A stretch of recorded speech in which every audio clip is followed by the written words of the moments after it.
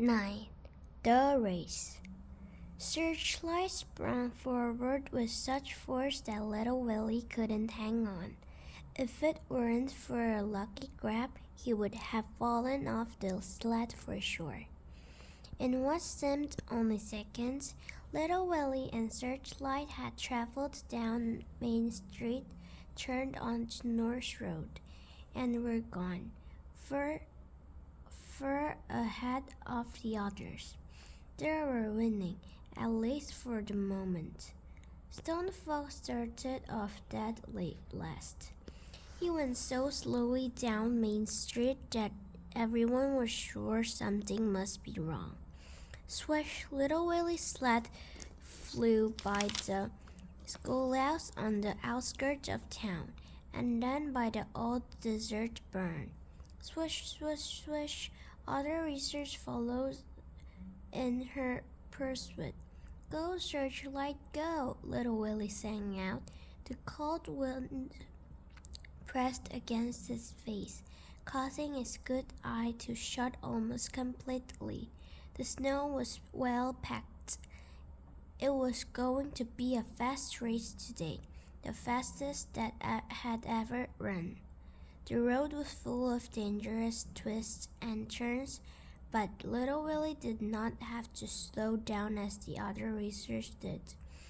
With only one dog and a small sled, he was able to take the sharp turns and pull speed without risk of sliding off the road or losing control.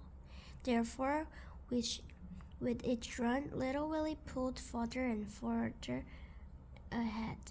Swish, the sled rounded a corner, sending snow flying. Little Willie was smiling. This was fun. About 3 miles out of town, the road made a half circle around a frozen lake. Instead of following the turn, little Willie took a shortcut right across the lake. This was tricky going, but Searchlight had done it many times before.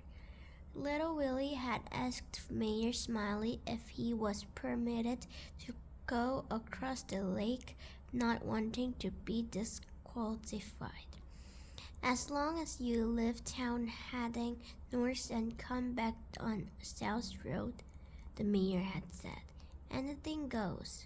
None of the other racers attempted to cross the lake, not even Stone Fox. The risk of falling through the ice was too great.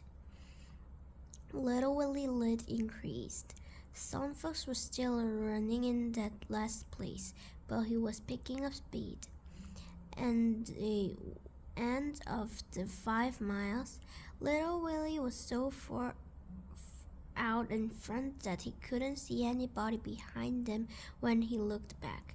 He knew, however, that return 5 miles going back into town would not be this easy. The trail along South Road was practically straight and very smooth, and Stone Fox was sure to close the gap. But by how much, little Willie didn't know. Doc Smith's house flew by on the right. The tall trees surrounding her cabin seemed like one soiled wall. Grandfather's farm was coming up next. When Searchlight saw his farmhouse, she started to pick up speed. No, girl, little Willie yelled. Not yet. As they approached the farmhouse, little Willie thought he saw someone in Grandfather's bedroom window. It was difficult to see with only one good eye. The someone was a man with a full beard. It couldn't be, but it was. It was Grandfather. Grandfather was sitting up in bed. He was looking out the window. Little Willie was so excited he couldn't think straight. He started to stop the sled, but Grandfather indicated no, waving him on. Of course, little Willie said to himself, I must finish the race. I haven't won yet. Go, Searchlight, little Willie scared. Go, girl. Grandfather was better. Tears of joy rolled down little Willie's smiling face. Everything was going to be all right. And then Stone Fox made his move. One by one, he began to pass the other racers. 8th place to 7th, then from 7th to 6th, 6th to 5th. He passed the other as if was standing still. He went from 5th place to 4th, then 3rd, then to 2nd, until only Lily Willy remained. But Little Willie still had a good lead. In fact, it was not until the last 2 miles of the race that Tom Fox got his first game piece of Little Willie since the race had begun. The 5 stomachs looked magnificent as they moved effortlessly across the snow.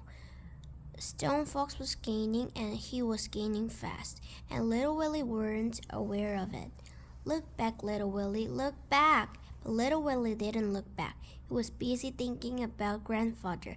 He could hear him laughing and playing his harmonica. Finally, Little Willie glanced back over his shoulder. He couldn't believe what he saw. Stone Fox was nearly on top of him. This made Little Willie mad at himself. Why hadn't he looked back more often? What was he doing? He hadn't won yet. Well, no time to think that now. He had to race to win. "Go, Searchlight, go, girl!" But Stone Fox kept gaining, silently, steadily.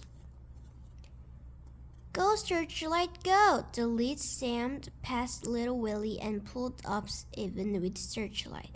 Then it was a nose ahead, but that was all. Searchlight moved forward, inching her nose ahead.